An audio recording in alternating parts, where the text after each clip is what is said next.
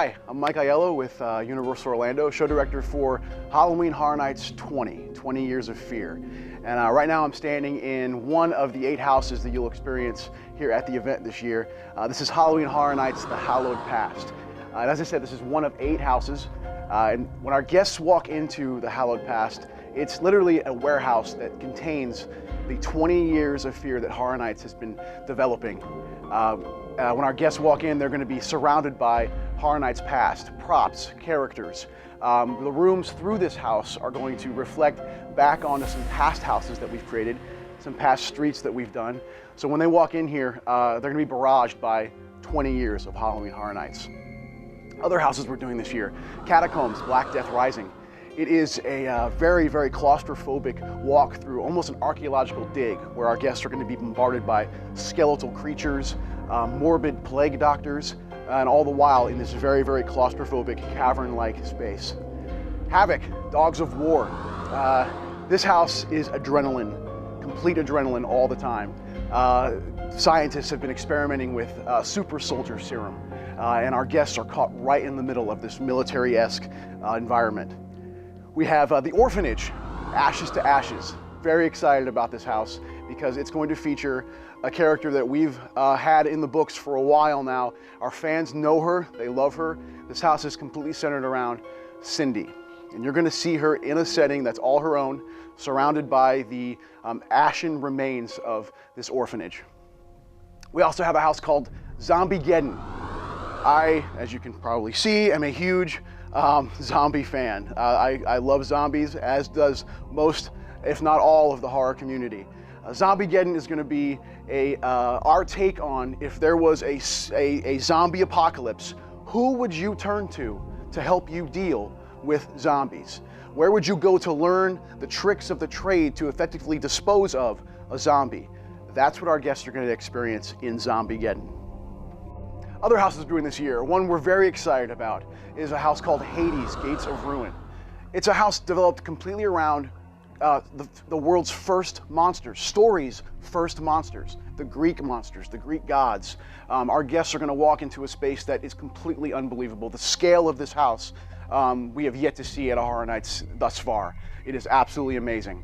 You're going to see cyclopses, minotaurs, anything that deals in Greek mythology. But how would Horror Nights create those Greek gods and monsters? That's what you're going to see in the Gates of Ruin, Hades. We also have a house based on something our fans know and love, and that is Legendary Truth. We are giving it its own house this year, and it's all centered around a place called the Wyandotte Estate. And this is a place that is completely barraged with paranormal activity. And the Legendary Truth team you as the Legendary Truth is going to help us investigate this space. There's technology in this house we've not done before. How would Horror Nights do a paranormal house? That's what you're going to see at the Legendary Truth, the Wyandotte Estate. Well, the last house I'll mention today is a house called Scarpy, and our guests and our fans know and love this horror franchise, and we're bringing it back one final time. It's echoes of Scarpy. So when our guests walk in, it's been condemned for years and years and years, and you're going to see the spirits of the inmates and the mental patients that thrived in this asylum years and years ago, but all in ghostly forms. So it's kind of what you know and love about Scarpy, but now it's a very intense take on it. In the past, that house has been more of a comedically driven house. We did Home for the Holidays a couple years ago. That was, those inmates in a holiday setting. Even the very first Scarpy, there was some comedy kind of filtered within that house. Not this year. These inmates are ghosts, and they are tortured souls, and our guests are going to see them and interact with them at Halloween Horror Nights 20. Scare zones this year. We have 6 of them, and again, with the entire event, we wanted to give you both sides of the same coin. We wanted to provide our guests and our fans with a best of type event where we kind of pay homage to our past, but at the same time, we want to make sure that we're giving you guys brand new characters, brand new terrifying ideas. We want to give you a brand new event at the same time as we're paying homage to our past. So that's also what our street program is going to do for us this year. So scare zones. First one up, HHN 20 Years of Fear. You're going to enter into the lantern. You've seen it on the website. You're going to go through this lantern, and inside that lantern resides our past. And you're going to experience multitude of characters ranging from best houses, best streets, all in the zone, interacting with you, the best ones. These were hand-picked from year 1 all the way to last year. You're going to see them all.